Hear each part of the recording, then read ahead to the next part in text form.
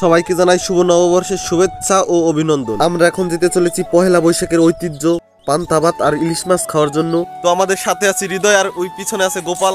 তো আমরা এখন যাব। তো আমরা একটু তাড়াতাড়ি করে বাসা থেকে বের হয়েছি আর আমাদের যেতে হবে বড়ুয়া গ্রামে, যা আমাদের বাসা থেকে অনেক দূর। আর আমরা খুবই এক্সাইটেড পান্তা ইলিশ নিয়ে। আমাদের নিজের ভিতরে একটা অনুভূতি হইতেছে যে আমরা ফার্স্ট টাইম এই যে ইলিশ মাছ আর পান্তা ভাত খাইতে চলতেছি। পহেলা বৈশাখের ঐতিহ্য হচ্ছে পান্তা ভাত আর ইলিশ মাছ আর আপনার খেলনা বাতাসা, যা পহেলা বৈশাখে মিষ্টির দোকানে অধিক পরিমাণে পাওয়া যায়। তো এইখানে আইসা দেখি টিকিটের ব্যবস্থা করছে ভাইরা, আর আমরা 3টা টিকিট এখান থেকে নিয়ে নেব। আমার জন্য একটা, গোপালের জন্য একটা, আর হৃদয়ের জন্য একটা।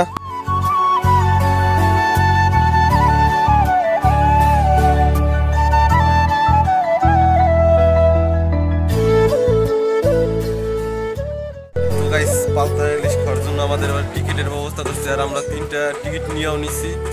আর খাবারটা একটু দেরি হবে দিতে। তো গাইস, এই টিকিটে লাকি কুপনের ব্যবস্থা রয়েছে। আর প্রথম পুরস্কার আছে এখানে একটি ফ্রিজ, দ্বিতীয় পুরস্কার আছে 28 ইঞ্চি এলইডি টিভি, আর তৃতীয় পুরস্কার হচ্ছে 20 ইঞ্চি এলইডি টিভি, আর 20টি আকর্ষণীয় পুরস্কার রয়েছে। আর প্রতিটা টিকিটের মূল্য 100 টাকা। আমরা 3 জনেই এই লাকি কুপনের টিকিটগুলো নিয়েছি, আর আমাদের মতো অনেকেই এই টিকিট নিয়েছে। এখন দেখার বিষয় যে কার ভাগ্যে রয়েছে এই ফার্স্ট পুরস্কার ফ্রিজটি। তো আমরা অনেকক্ষণ যাবত ধরে এখানে বসে আছি, আর অনেক লোকের সমাগম হয়েছে এখানে।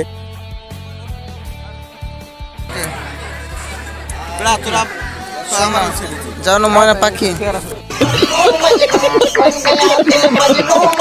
তো অবশেষে আমরা পেয়ে গেলাম সেই পান্তা ইলিশ আর মরিচ। কথায় আছে মাছে ভাতে বাঙালি, আর পহেলা বৈশাখের দিন যদি হয় ইলিশ মাছ, পান্তা ভাত আর শুকনো লঙ্কা ভাজা, তাহলে তো কোনো কথাই নেই। তো যারা এই আয়োজনটা করছে তাদেরকে জানাই অসংখ্য অসংখ্য ধন্যবাদ। পহেলা বৈশাখের দিনে সকালবেলা পান্তা ইলিশ খাওয়ার মজাটাই আলাদা, আর এটা খুবই জনপ্রিয় একটা খাবার। আর গাইস, সবাই মিলে একসাথে বসে খাবার খাওয়ার মজাটাই আলাদা। দেখেন কত লোক এখানে একসাথে বসে খাবার খেতেছে। আর আমাদের মতো পহেলা বৈশাখে কারা কারা পান্তা ইলিশ খেয়েছেন তা অবশ্যই কমেন্ট বক্সে জানাবেন। আমরা পান্তা ইলিশ খাবার এই পর্বটা শেষ করলাম, আর বিকালে আসবো মেলায়। তো মেলায় অনেক ঘোরাফেরা হবে, তো আমাদের সাথেই থাকুন।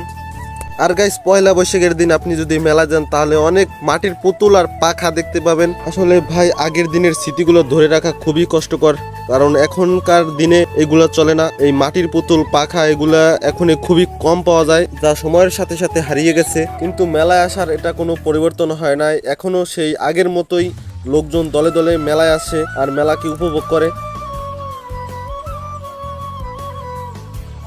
তো গাইস, ভিডিওটা আর বেশি লং করব না।